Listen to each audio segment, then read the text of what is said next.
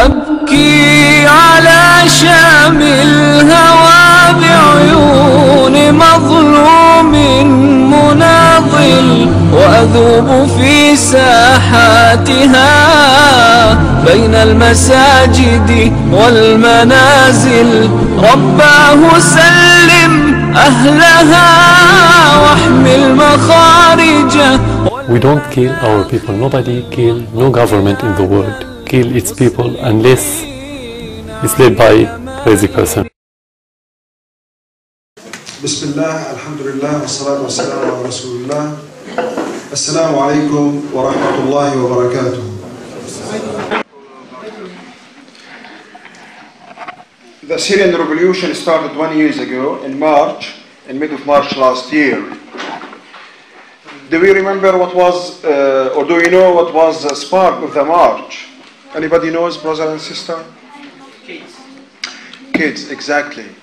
After the Tunisian and Egyptian revolution, some school kids, children, wrote on the wall the most frequent chant, Ash-Sham يريد إسقاط النظام. The people want to downfall the regime. And they wrote, إجاك الدور يا دكتور. It's your turn now, Bashar. He's a doctor actually. So it's your turn now to leave. They've been arrested, tortured, their teeth broken, their nail removed. Their fathers, the figures of the Dar'a, this was in city of Dar'a. They went to the head of the intelligence, who is the cousin of Bashar al-Assad, the current president. His name was Atif Najib. They went asking him to release these children. They're just children. They wrote this. They saw this in the television, Al Jazeera, and they wrote this. You don't need to make it. You don't have to make it big issue. The response of Atif Najib was, and I'll say it in Arabic because there are some Arab brothers. He said, اذهبوا إلى نسائكم انسوا أولادكم وقال انسوا أولادكم واذهبوا إلى نسائكم وأنجبوا أولادا غيرهم وإن لم تستطيعوا الإنجاب فاسألونا فنحن سنقوم بالعمل بدلا عنكم. He said, forget your children, go to your women, bring another children. If you cannot do so, ask us, we'll do the job for you. This was the response of Atif Najib, the head of intelligence, and he's the cousin of Bashar al-Assad. One of these men, he threw his turban, his hat, in the floor, and this in the Middle East culture means is an issue of death or life. And he said, Allah la yakhallina iza min khalik. He said, we ask Allah to destroy us if we allow you to remain. And that was the spark of the revolution in Syria. It was dignity, honor, children. So people went down in the street. At the beginning they were asking just to remove this governor, this head of intelligence, Atif Najib. But the response was bullet, guns. He killed tens of people in the city of Dar'a. Indeed, Bashar al-Assad was trying to repeat his father's story. Just a brief history about Syria. The father of the current president took over in 1970.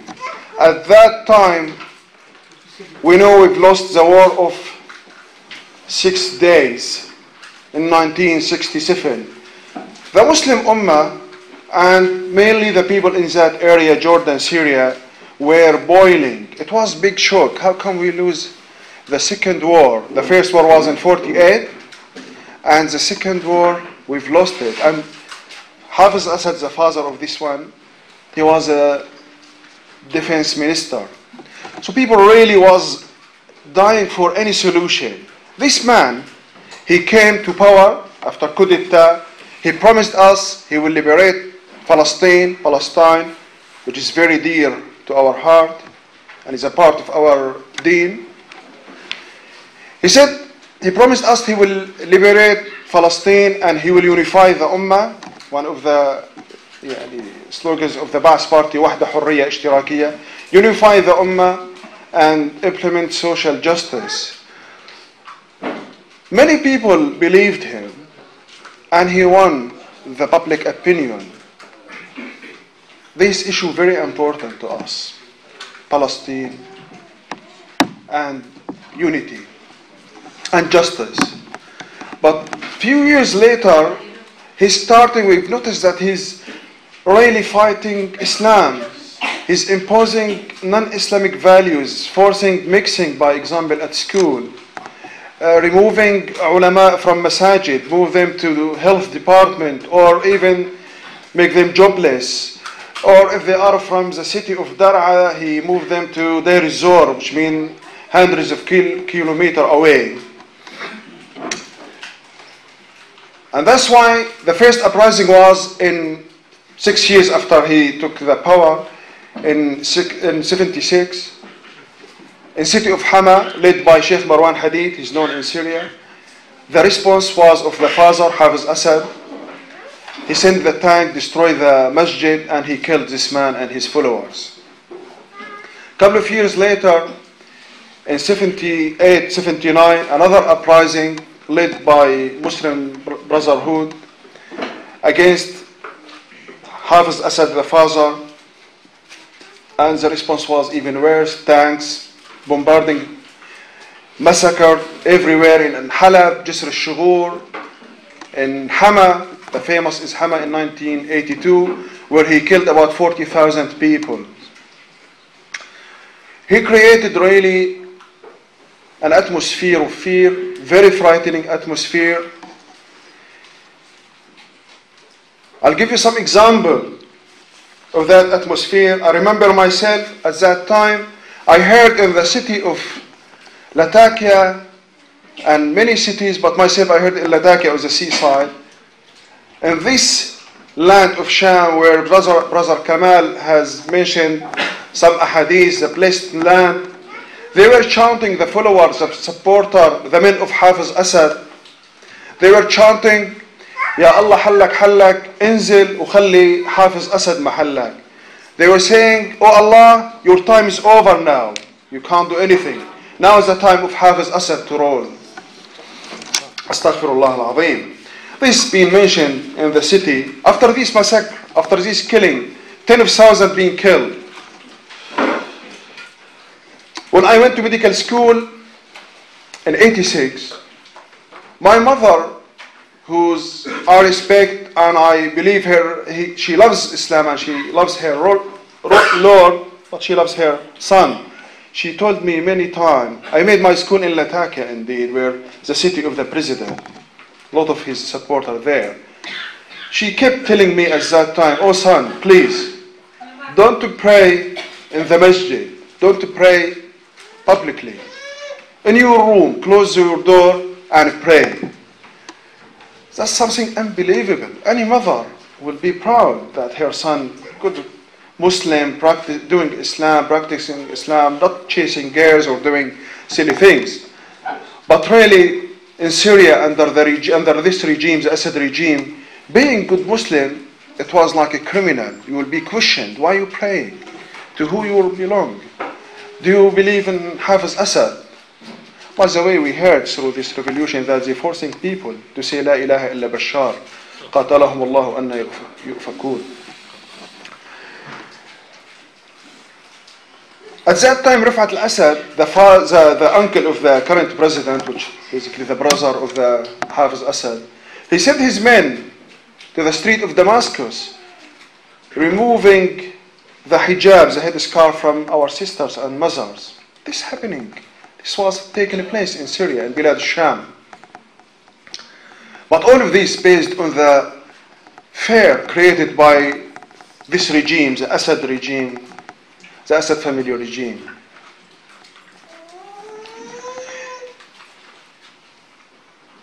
Even at that time there is law which is valid till now, it's called Al-Qanun 49, the law 49, which saying whoever affiliated to an Islamic group or Islamic activity, political activity, he will receive death penalty.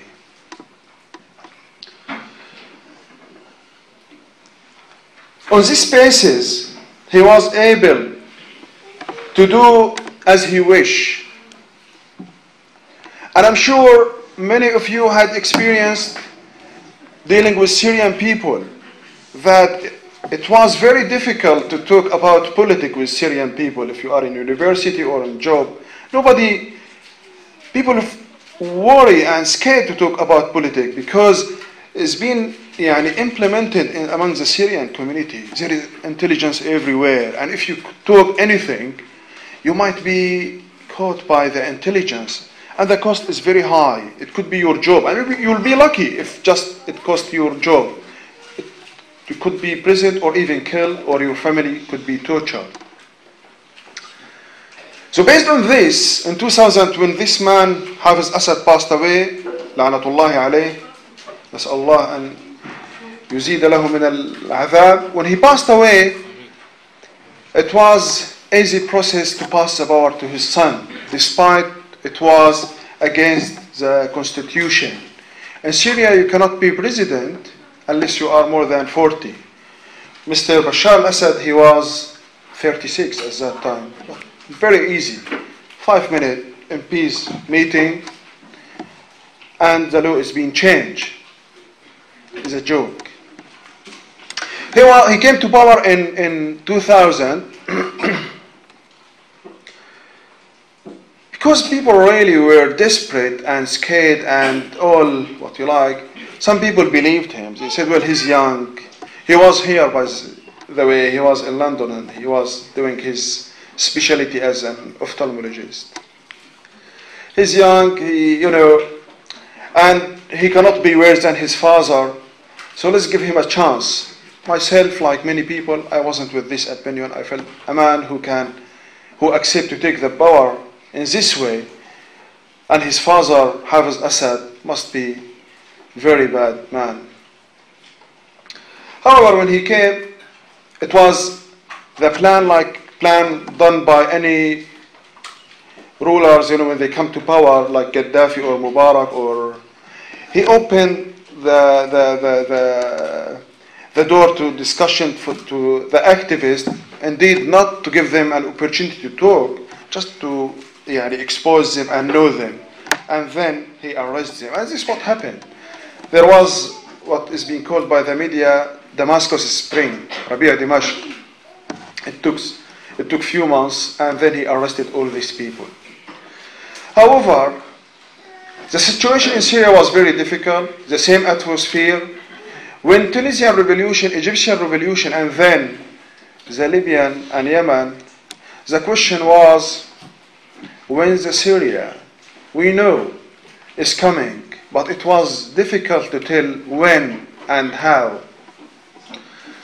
For these brave children, they wrote on the street, this what I mentioned earlier, and the answer, what I did tell you. So people came down in the street of Dara at the beginning, and they were asking at the beginning, indeed, not to remove Bashar al-Assad.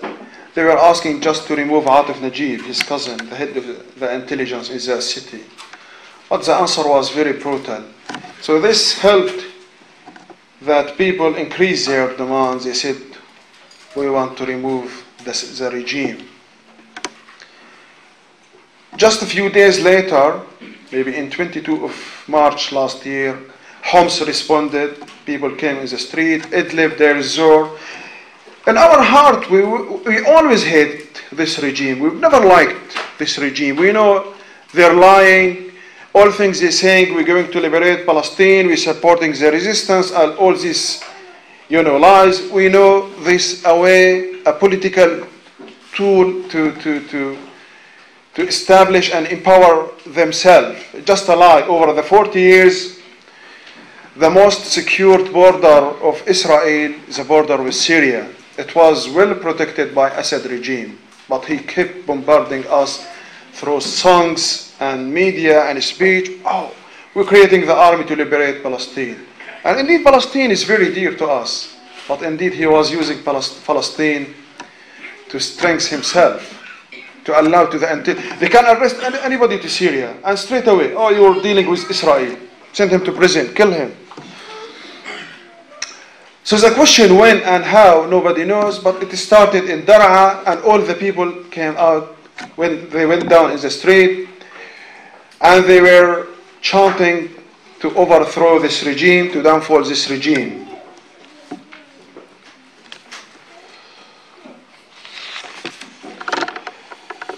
Bashar al-Assad, he wanted to repeat what his father did. Based, more you kill, more you secure your authority. More you kill, even you might secure your son's future. He might be president, because Bashar al-Assad cannot be a president if his father didn't do what he did in Hama.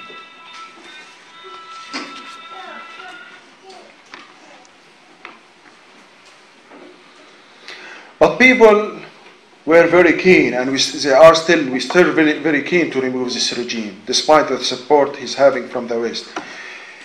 People in the street, they kept in the street despite killing. At the beginning, it was every Friday he used to kill 20 and 30, but this just number, we believe, one life, it equals all the mankind life.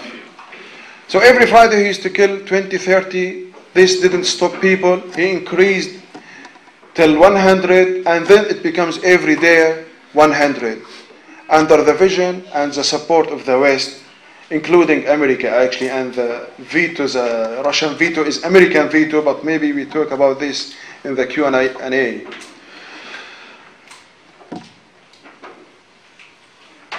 At the beginning, people were chanting normal chant. There is some Islamic chant, but the secular people was louder. And the people who were calling for international or Western intervention was loud, especially when the Libyan revolution succeeded and Gaddafi was captured and killed. So some people, mainly the secular actually, they believe this is the time to call for Western intervention. But the West, they have their own calculation. They want somebody to come after Bashar and do the same job, protecting Israel, fighting people, fighting Islam, and secure the area in terms of oil and all these achievements.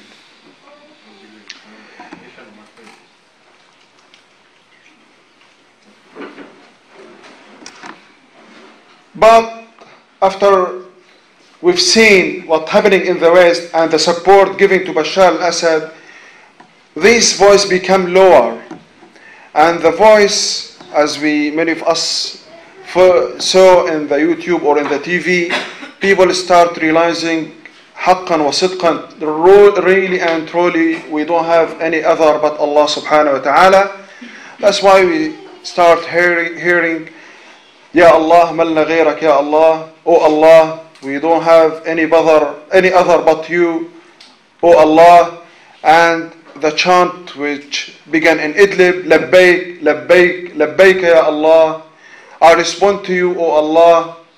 I submit to you, O Allah. And the other one, and many, the other one, Al-Jannah Rayhin Shuhada bil Malayin. We're going to the Jannah by millions. We're ready to offer millions as a shuhada, as a martyr, and will not accept this regime. Many beautiful stories happened in Syria. One of them, a brother called Abdul Razzaq Haddad. This brother, he's 12 years old.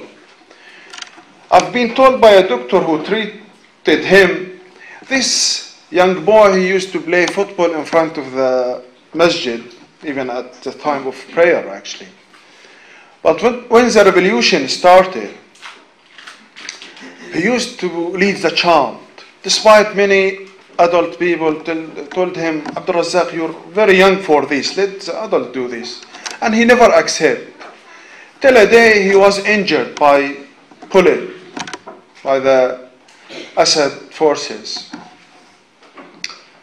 He needed 2 operations. This doctor who telling me, they went to visit him and they were encouraging him to have strength and to, they're telling him, oh Abdul Razak, people in the street missing you, get cured and you should come back, they're missing you. And subhanAllah, this doctor told me, his answer was, no, I don't miss them. They miss me, but I don't miss them. I miss my friends in the Jannah, the people who went as a shaheed. I miss them. I want to go to Jannah. I don't want to go back to the street. He needed a 3rd operation. His father was escorting him. And this doctor telling me, his father telling him, I'll wait for you till the operation finish. He told him, Dad, don't wait. I want to go to Jannah. I want Jannah. I don't want to come back. And subhanallah, Allah gave him what he wanted. He passed away under the operation. If you tape Abdul Razak Haddad, there is some YouTube about him. He's very young, 12 years old. This doctor told me when we went to visit his father to say condolence. He told me, I asked him, where did you teach your son this? This is something really new. I mean, I heard from people of Homs, they're saying, you can hear stories, remind you the time of the Sahaba. I've been told in Homs, people, even with this hardship, they're saying, Allah bi Rabbina, wa nahnu radyanin billi biddu ya Rabb al-alamin. Allah teaching us a lesson. Allah wanted us to understand more about our deen, and we're happy about that. This hardship, Allah wants to purify us, and we're happy about that. And this big thing, actually, over 40 years, Islam was banned in Syria. If you go to library, only Islam who talks about hayd and nifas, how to pray, how to make wudu, this book allowed, but any other book not allowed. Even there is in Syria something called Ma'ahid al-Assad li Tahfiz al-Quran. This started in 1990 or something. Al-Assad institution to memorize Quran. And by the law, it wasn't allowed to explain Quran. Just you memorize it like CDs or cassette or anything. Wasn't allowed. The ulama, the sheikh who teach how to, wasn't allowed to explain. Simply, we can imagine if you come across the ayah وَمَنْ لَمْ يَحْكُمْ بِمَا أَنزَلَ اللَّهُ فَأُولَٰئِكَ هُمُ الْكَافِرُونَ. What's the explanation of this? Hafiz Assad, he's not implementing Islam. So there are many ayat. I mean, Hafiz Assad, because he knew he was against Quran, Quran wasn't allowed to be explained.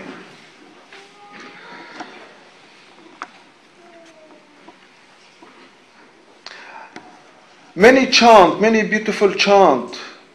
It reflects our belief, our aqidah, such as Hey Allah, ma bnirka illa la Allah. Oh Allah will never bend down apart from you to anybody other but you. But really now the situation in Syria, the political situation, there's 2 plans. One of the plans led by the West, by the help of Bashar al-Assad and some opposition, that they want the Sham people is better than Syrian people. Sham is Syria and Lebanon and Palestine and Jordan. Syria, by the way, the name of this land before Islam. It comes from Assyria, the ancient people of that area. And even the Ba'as regime, the Assad regime, they want to cut any relationship with our Islam, even history. By the way, they don't call Muhammad sallallahu alaihi wasallam al-Rasul Muhammad sallallahu alaihi wasallam. They very keen to say al-Rasul al-Arabi, to give it a nationalistic issue, like Muhammad sallallahu alaihi wasallam, he was nationalistic. Al-Rasul al-Arabi.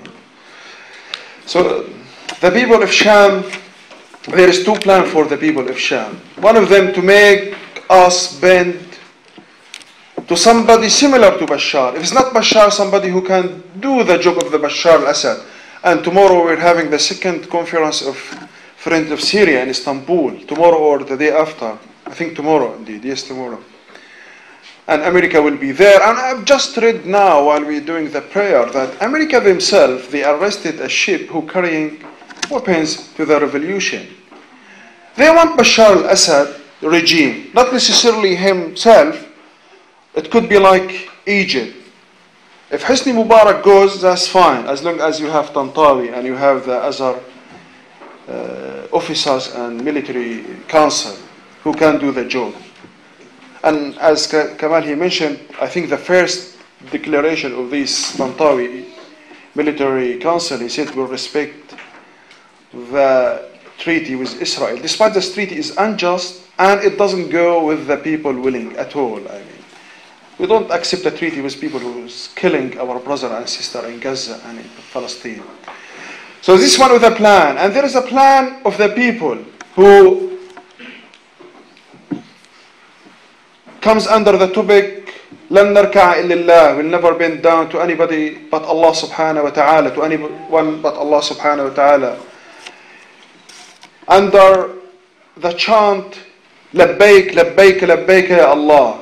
These two plans are fighting now, and the battle is not over.